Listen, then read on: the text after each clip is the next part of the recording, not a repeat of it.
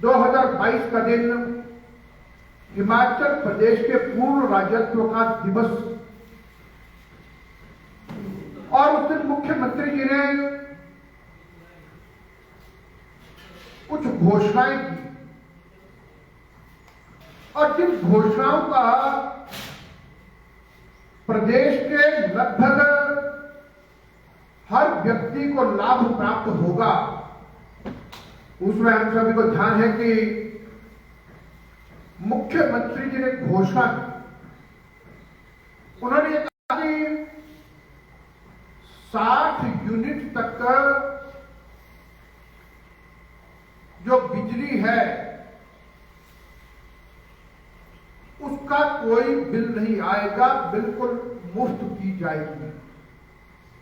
और आगे बढ़कर उन्होंने कहा कि 60, और जिसमें से कि पहले 1 रुपये 90 पैसे लिया जाता था, और फिर यह भी कहा कि प्रदेश के किसान और बागवान को राहत देने के लिए पहले जो हमारा विद्युत शुल्क था उसको 50 पैसे से घटाकर के 30 पैसे यूनिट किया गया है, जिसके कारण से किसानों को विशेष तौर पर लाभ मिलेगा। और फिर हम यह भी कहा कि बिल हमारा यानी जीरो आएगा, तो जीरो आने के पीछे यह तय किया गया है कि 60 यूनिट तक जो है, जो बिजली के मीटर का भी जो 15 रुपए लिया जाता था वह भी माफ किया जाएगा, और उसका जो 40 रुपया जो एक फिक्स जो यानी फीस ली जाती थी वो भी माफ की जाएगी, और जिसके कारण से हिमाचल प्रदेश के 11 लाख उपभोक्ताओं को लाभ मिलेगा। लगभग पूरे प्रदेश की जनसंख्या इसमें कवर होती है। एक बहुत बड़ा तोहफा पूर्ण राज्यत्व दिवस के दिन दिया है। और इसके साथ साथ हमने एक बात को यह भी देखा है कि सामाजिक सुरक्षा पेंशन और सामाजिक सुरक्षा से संबंधित जितनी प्रकार की हमारी योजनाएं हैं, चाहे उसमें मुख्यमंत्री आवास योजना है, चाहे हमारे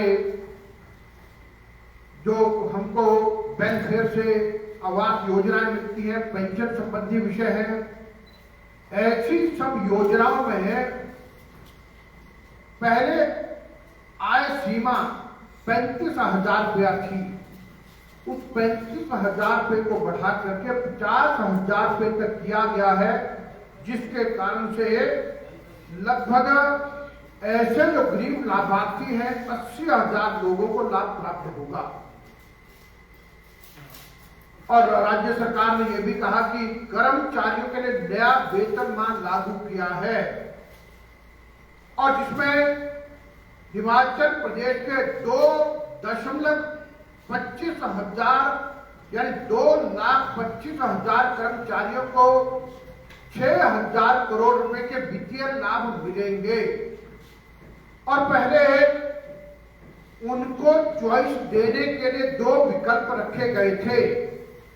एक विकल्प था 2.25 गुना और दूसरा था 2.59 गुना।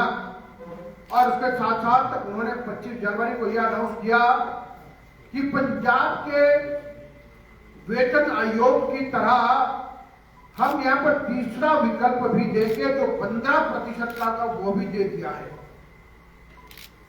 अभी जो भारत सरकार की तर्ज पर डीए है, जो पहले 28% था, उसको भी बढ़ा करके 31% देने की बात कही है। और हिमाचल प्रदेश के लगभग 1,75,000 पेंशन धारकों के लिए भी 2,000 करोड़ रुपए का वित्तीय लाभ देने की बात की है, और उनको भी उनके जो देय वेतनमान है वो पंजाब वेतनमान के अनुसार दिया जाएगा। तो मित्रों, ऐसी अनेक प्रकार के मुख्यमंत्री जी ने घोषणा की है। और हमने भी देखा कि पुलिस विभाग एक ऐसा विभाग है जहां पर बाकियों को छुट्टी हो सकती है, कोई दिन को काम करता, रात को छुट्टी है, कोई रात को काम करता, दिन में छुट्टी है।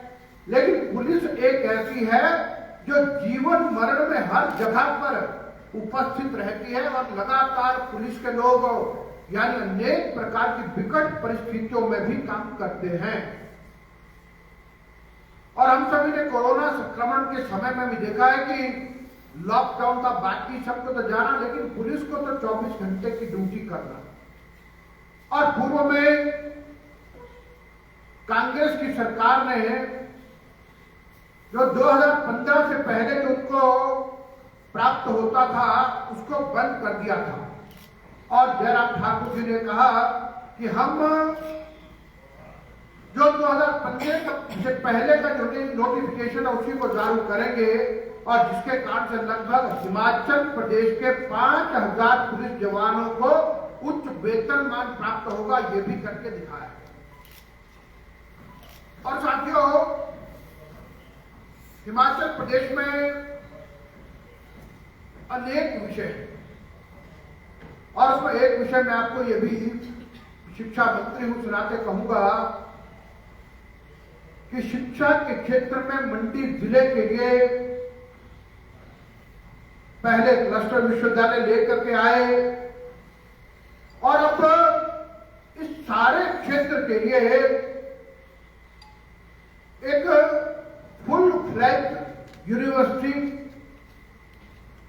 बनाई है जो शीघ्र प्रारंभ हो रही है, और जिसका कार्य क्षेत्र अभी हम तय करने वाले हैं। लेकिन मंडी, कुल्लू, लाहौल स्पीति, कांगड़ा संभवतः ऐसे जिले इसमें आ सकते हैं। सन 1971 के बाद हिमाचल प्रदेश में अगर दूसरा विश्वविद्यालय बनाया, और वो भी इस क्षेत्र में मंडी में, तो हिमाचल के मुख्यमंत्री जयराम ठाकुर जी को इस बात का श्रेय जाता है, और जिसे सारे क्षेत्र के छात्रों को अपने नजदीक में विश्वविद्यालय की जो शिक्षा है वो प्राप्त होगी। और उसी में मैंने कहा कि हमारे माननीय मुख्यमंत्री जयराम ठाकुर जी ने पहले दिन से काम करना प्रारंभ किया।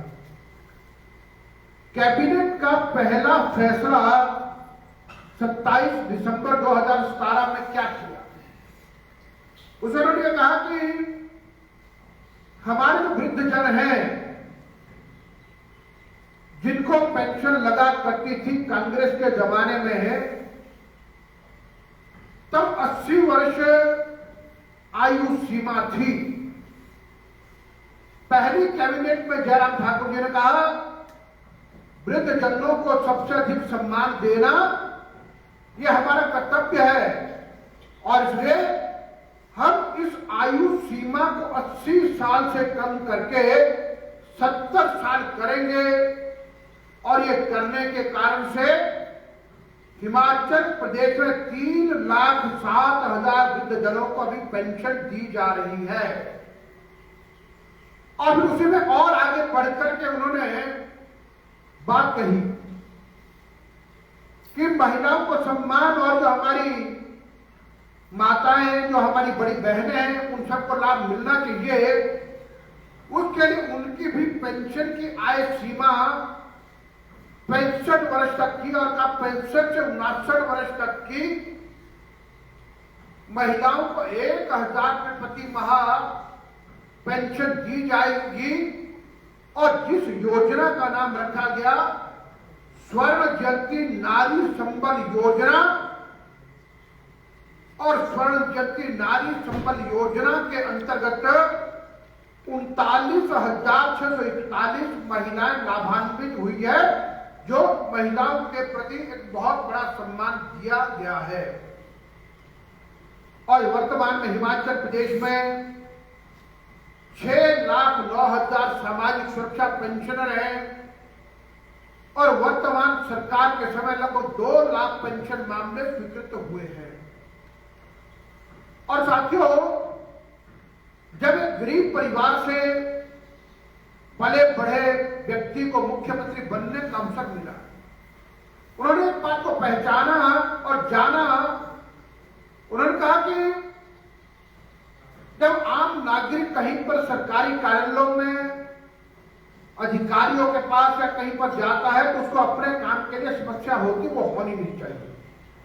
और उसका संदेश जाना चाहिए कि भारतीय जनता पार्टी की सरकार हर व्यक्ति की सुनने वाली है। उसके लिए अनोखा कार्यक्रम उन्होंने प्रारंभ किया जिसका नाम रखा था जनमंच।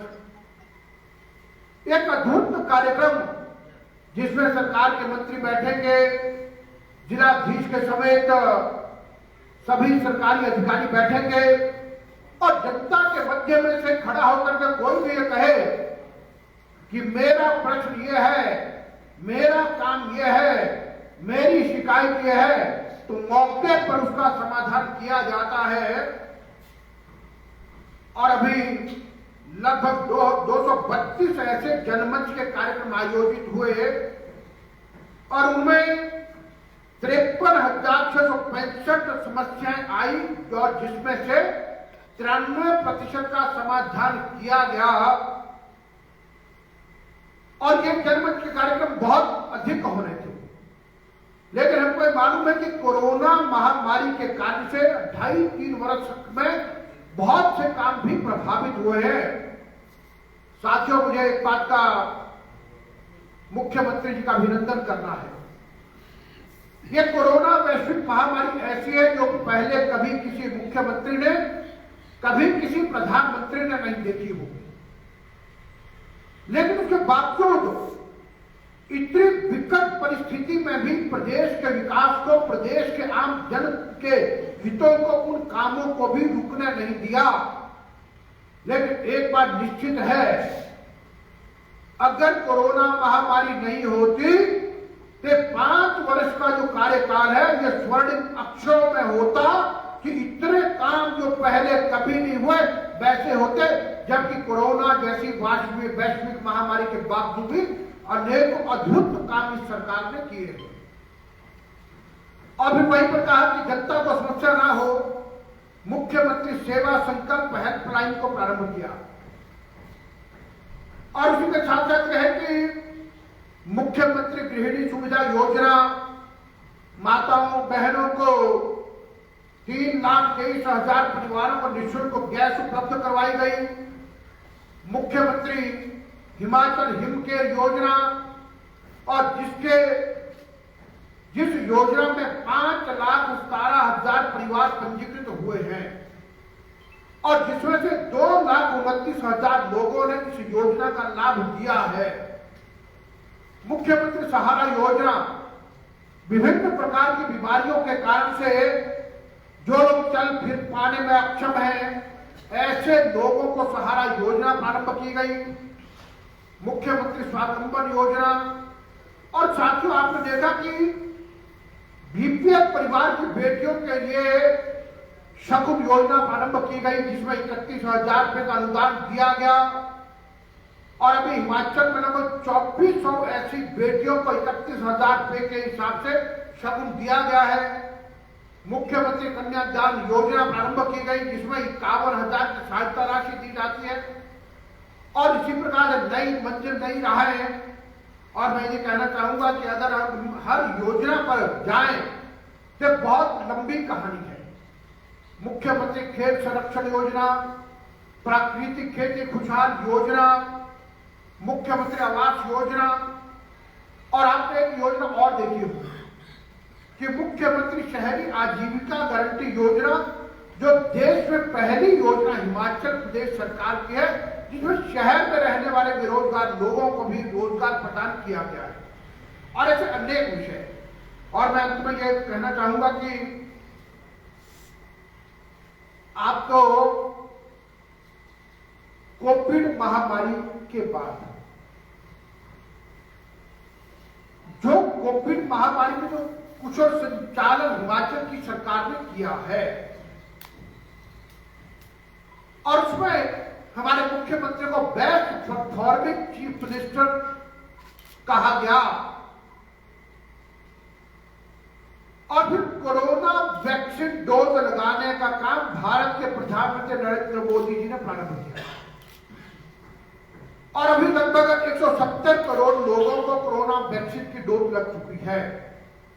दुनिया का सबसे बड़ा कोरोना वैक्सीन डोज लगाने का अभियान भारतवर्ष में प्रारंभ हुआ। हिमाचल प्रदेश की सरकार और हिमाचल के मुख्यमंत्री जयराम ठाकुर जी ने कितना बढ़िया तरीके से काम चलाया। हम कोरोना वैक्सीन की पहली और दूसरी डोज लगाने वाले देश भर में प्रथम स्थान पर हिमाचल प्रदेश पहुंचा है, जिसके लिए भारत के प्रधानमंत्री ने हिमाचल प्रदेश के लोगों से चर्चा भी की और हिमाचल प्रदेश को शाबाशी भी दी, ये काम भी करके दिखा। अब ये कहा गया कि 15 से 18 साल के आयु वर्ग के बच्चों को कोरोना वैक्सीन का टीका लगना चाहिए और इसमें भी हमने बहुत तेज गति से अपने लक्ष्य को प्राप्त किया है और हर क्षेत्र में।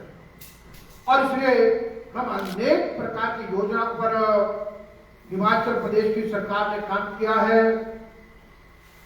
और हमको पूरा संतोष है कि कोरोना महामारी के बावजूद इतना कुछ किया। जब लॉकडाउन रहा लगभग 2 वर्ष तक पहले प्रभावित रहे, अब ओमिक्रॉन के तीसरी लहर चल रही, इसके कारण से बहुत हमको नुकसान भी हुआ है, लेकिन तब भी और इसके आने वाले दिनों में अब धीरे धीरे सोचते हैं कोरोना के केसेस कम होते जाए ताकि हम धीरे धीरे खुलापन आता रहे और अधिक विकास के नए आयाम साबित करेंगे। और निश्चित रूप से मैं विश्वास से कहता हूं कि सन 2022 में जो विधानसभा का चुनाव होगा, हिमाचल प्रदेश में फिर से जयराम ठाकुर हमारे मुख्यमंत्री बनेंगे। उनके नेतृत्व में भारतीय जनता पार्टी की सरकार फिर से रिपीट होगी, ये पूरा विश्वास व्यक्त करते हुए मैं अपनी बात को यही समाप्त करता हूं। धन्यवाद। ठाकुर जी, आप शिक्षा मंत्री हैं, टीजीटी की अपॉइंटमेंट कब तक होगी? टीजीटी की अपॉइंटमेंट कब तक होगी? देखिए, अभी हमने रिकॉर्ड तादाद में ये सारी भर्तियां प्रारंभ की हैं और ये एकदम शीघ्र करने वाले हैं। और हमने पिछले बजट में ये कहा है कि हम हिमाचल प्रदेश में शिक्षा विभाग में 4000 पदों को भरने वाले, जो हमारी सारी प्रक्रिया चली है। तो 4000 पद आप एनटीटी के भरेंगे या जेएफटी की नियुक्तियां कब करेंगे? जेएफटी के हमारा प्रयास है कि एनटीटी की नियुक्तियां हम इसी मास में करेंगे। प्रदेश में फिजिकल टीचर के बड़ी भारी पोस्टें खाली है, वो कब भरी जाएगी? मैंने कहा कि ये जितने पद है 4000 पदों को भरी प्रक्रिया और उसमें हम जो है एक दिन को भी भर रहे हैं। सरकारी स्कूलों के जो अध्यापक है वो मालामाल कर दी, लेकिन प्राइवेट स्कूल के अध्यापक कोरोना काल से 3 साल से जो है 90% स्कूल ऐसे हैं प्रदेश में जो 50% से भी कम सैलरी पे काम कर रहे हैं। तो इसके बारे में भी आपने कोई नीति बनाई? देखिए, मुझे लगता है कि जो निजी स्कूलों के जो अध्यापक है वो उनके कर्मचारी हैं, उनको उनका पूरा मानदेय देना चाहिए। और कोरोना महामारी के कारण से प्रभावित तो अनेक क्षेत्र हुए, लेकिन वर्तमान में ये भी संभव नहीं कि आप किस तक कहां तक पहुंचे। बहुत से क्षेत्र हैं, लेकिन जयराम ठाकुर जी की सरकार ने प्रयास बहुत किया है। अभी आप देखेंगे कि हिमाचल प्रदेश में लगभग जो ट्रांसपोर्ट सेक्टर को बहुत अधिक नुकसान हुआ था, जिसमें लगभग 100 करोड़ रुपए की उनकी चीजों को माफ किया है, उनके यानी एसआरटी इत्यादि टोकन टैक्स वगैरह को माफ किया। लेकिन अभी ये भी कितना संभव है कि आप हर निजी क्षेत्र में कहां तक जा सकते, इसलिए मुझे लगता है कि हम हर तक, लेकिन फीस तो पूरी देना अलाउड है, लेकिन इनके स्पोर्ट्स और देखिए फीस पूरी देना अलाउड नहीं है। और जहां जहां पर शिकायतें हुई है तो वहां पर निजी क्षेत्र के स्कूलों पर कार्रवाई की गई है। सर, कितने स्कूलों पर कार्रवाई हुई है? देखिए, एग्जैक्ट तो अभी मेरे पास नहीं है। दूसरा, आपने सर यहाँ जितने म्यूजिक और स्पोर्ट्स के हैं तो सारे टीचर्स बाहर निकाल के रखे इन्होंने, सिंगल पेनी। सर, केंद्र और प्रदेश सरकार की 4 साल की योजना, 7 साल की केंद्र से और प्रदेश सरकार की 4 साल की योजना है, गिना दी आपने, पर कुल्लू में लोकसभा उपचुनाव में क्यों गच्चा खा गया आप लोग? देखिए, मुझे लगता है कि आप जो कह रहे हैं कि देखिए आखिरकार लोकतंत्र में जो भी बात है वो हार हुई है, उस हार को स्वीकार करते हैं। लेकिन मैं ये भी कहूंगा यहाँ पर कि अगर ये हार हुई है कि हमारे 2022 का मार्ग प्रशस्त करेगी। और मैं तो ये भी कहूंगा कि कहीं ना कहीं जो मेरा व्यक्तिगत बात है कि शायद हम ज्यादा आत्मविश्वास में होते, इसलिए लगता है कुछ ना कुछ कहीं परिश्रम में कमी रही।